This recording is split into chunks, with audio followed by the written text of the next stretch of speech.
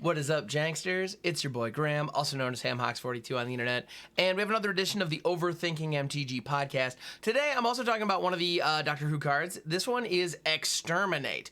This is a sorcery that is clearly going to appear in the Bad Guys Precon deck because it features the Daleks very prominently. If you're not familiar with Doctor Who, the Daleks, I'm not sure how to pluralize it. I think it's Daleks. They are kind of the big bads.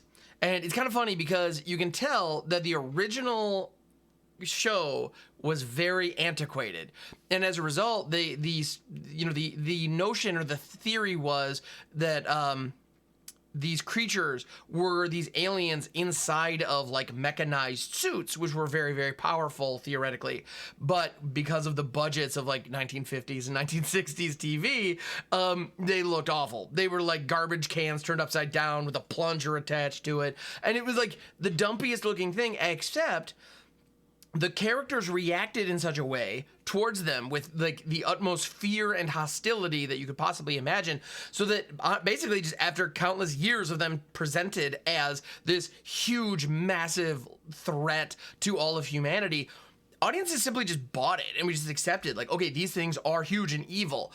And like, it's campy sci-fi, they all look silly, so sure, these things also look silly, but these are the big bad guys. Okay, cool. And then it's interesting that when they brought the show back, they kept the design. like I'm sure the materials that they made them out of were a little bit better, but like they still had the plunger on them and they still looked like upturned trash cans. It's silly to me, but they did. However, in the newer show, you do get moments where they like open up and you do see like the little squid-like creature inside of them. And that actually is really interesting and kind of resonant, and to the point where like, I don't know, it is like, it's doing the show, the original show, justice, and they brought it back, and I don't know, like, it's kind of fun. Like, if they had redesigned it, then it would lose kind of some of its kitschiness and some of its appeal, I think. So I like that they did that. And also they gave us, so one of the things that the new school Doctor Who gave us that we all needed, like, I wasn't even a huge fan of the old school Doctor Who, I'm just glad that they did it, was at one point one of the Daleks does put the plunger thing up to somebody's face and like sucks their life out of them, which, like, thank you. That's what we all wanted to see with that stupid plunger.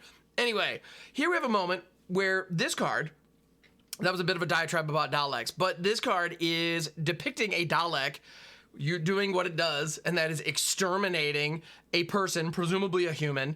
Yeah, and the card is called Exterminate with an exclamation point. Exterminate. Like, if you've watched even one episode of the show, there's a decent chance you've heard this. So this is the iconic thing that Daleks do. So this is a sorcery for 2 and a black. Destroy target creature, its controller loses 3 life. Very straightforward. But what makes this card special is that it has replicate. And to replicate it, you tap an untapped Dalek you control. So in order to replicate, well, what replicate effectively is it's basically kicker. So this was something that was introduced kind of back in the original Ravnica block. There were a handful of cards that had replicate. It was, if I'm not mistaken, the Is It guild mechanic. And there are a number of different cards that have it. The one that always springs to my mind is Giga Drowse. It's not a particularly good card. It's an instant for 1 that says tap target permanent with replicate 1 blue.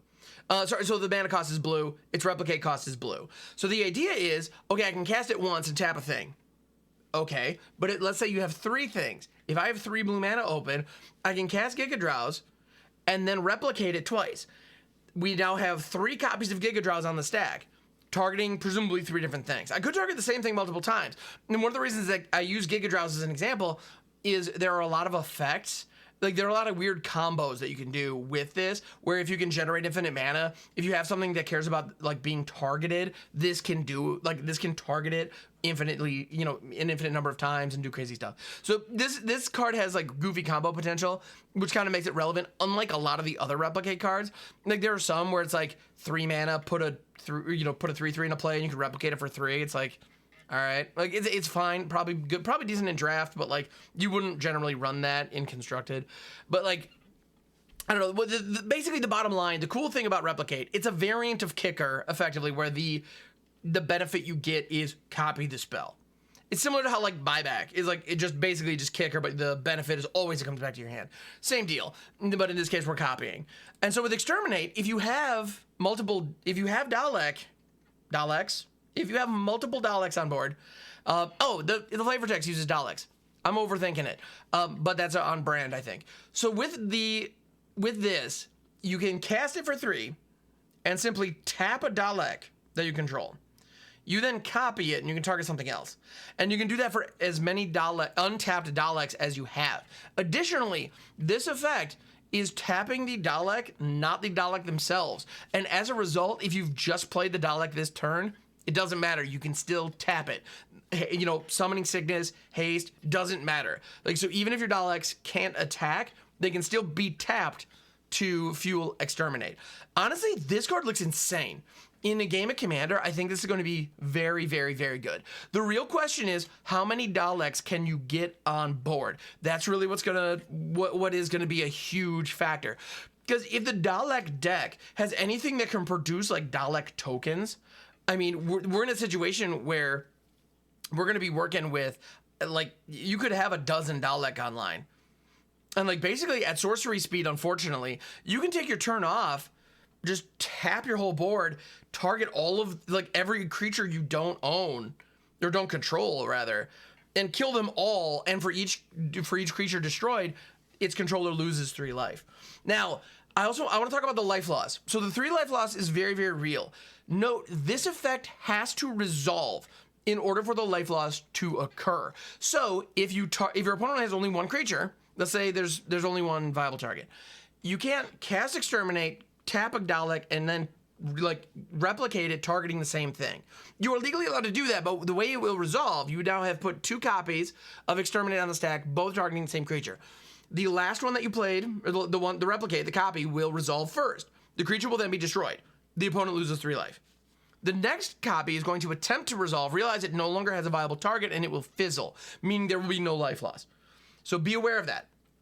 That said, you will note, this text box says, destroy target creature. Its controller loses 3 life. It does not say, destroy target creature. If a creature is destroyed this way, its controller loses 3 life. So what that means is if your opponent has an indestructible creature, you can target it as many times as you want with this, because the effect will resolve each time, but the indestructibility will prevent the destruction. It does not prevent the life loss. So if you have 5 Daleks online and your opponent has 15 health and 1 indestructible creature, you can exterminate that creature 5 times, 6 times even, because you get the original, and just kill them that way. That does work. That's awesome. I love, like, honestly, this card is really interesting for those kind of implications, those kind of reasons. Now, it is sorcery speed. When you're working with removal, you generally want it to be an instant speed. It makes a huge difference. Additionally, the cost of having to tap your army at sorcery speed to really get the best benefit of this really bites, because that means those creatures are no longer available as blockers unless you have some way to untap them. So I think this effect, this card, has an opportunity to be really, really powerful. However, like, it has an opportunity to be powerful, but the downside is very, very real. It is not a just slam dunk home run, fantastic, amazing bomb, as it may look on paper. But it has upside. It has very strong, very real upside in a 4-player game of Commander. So I don't know, I like it. In general, I think this design is really, really cool. If this was an instant speed, best kill spell they've printed in a while. If you're running Daleks, no question. But as it stands at sorcery speed, it knocks it down a few pegs, like, dramatically. Generally speaking, I don't know about you guys, but like when I'm playing Commander, when I'm playing any format, I want to be able to leave my mana open. Even if I don't have anything, or even if all I'm going to do is cycle or cast out a really basic spell, impulse, opt, whatever, I want to be able to do it at instant speed. I want to be able to hold my mana up, let my opponent think I have stuff, and play around things whether I have them or not. Because the moment, if I can keep my opponent kind of walking on eggshells and second guessing their decisions, I'm more likely to catch them off guard or get value by them not taking action. You know, like if I'm in, say, an Orzhov deck, right, and I have 4 mana open, 2 of which is white, my opponent might assume I have Settle the Wreckage or the Wandering Emperor and not attack me, or not attack me with everything. That's damage that's been prevented because I left my mana open, even if I don't use it on anything. You know, so great, that is value that I'm getting because my opponent is second guessing what's in my hand. The moment you're casting at sorcery speed, you don't get that. If you cast everything at sorcery speed, then all of a sudden, like, your hand is like you're more or less exposed, you know, because if they know I'm not gonna have a trick, you know, if I'm tapped out, especially in the case of Exterminate, if I want to get max value out of my Exterminates, I'm gonna have to tap a decent chunk of my creatures, if not all of them, in some cases. And if I tap my entire army and a good chunk of my mana, if not all of my mana, based on however the turn goes, my opponents know that the shields are down. If they've got it, they can shoot it at me, and there's very little I can do about it. Unless I'm running, like, you know, free cast spells, your Force of Wills, your Deadly Rocks, Fierce Guardianship, and the like. If you've got that stuff, then okay, that's a bit of a different story. But in general, you're telling your opponents about that you're open, you know, and you're putting your hands down, you know, you're letting them come at you. And I generally prefer not to let that happen, which is why effects like Vidalcan and Ori can be so powerful. Yeah, I'm generally a fan of playing at instant speed, and this doesn't give you that. But in any event, Exterminate, as far as a casual commander card goes, well, it's funny, we mentioned it when we were talking about the 10th Doctor not too long ago. I love these decks, including cards that have huge upside and are very splashy. As a newer player, if you're playing the Daleks and your opponent has 3 or 4 creatures and they have a really good board state, there may be a turn where you untap, you top deck this, pay 3, tap down 4 or 5 of your creatures, your opponent's board is completely gone, and you feel like $1 million because of one 3-drop, an uncommon 3-drop no less. So the situations there are fantastic. The upside is awesome, and you get those splashy, sexy moments that gets you excited to shuffle up and play the next game. Right now, the little that we've seen of these decks, it seems like the design is there to give new players those moments, and I am 100% on board with that. I think that's fantastic. So, thank you so much for checking out this episode of the Overthinking MTG podcast. My name's Graham. I go by Hammocks42 on the internet, and you can find this podcast on YouTube or anywhere fine podcasts are sold, and by sold, I mean made freely available, because that's how they work.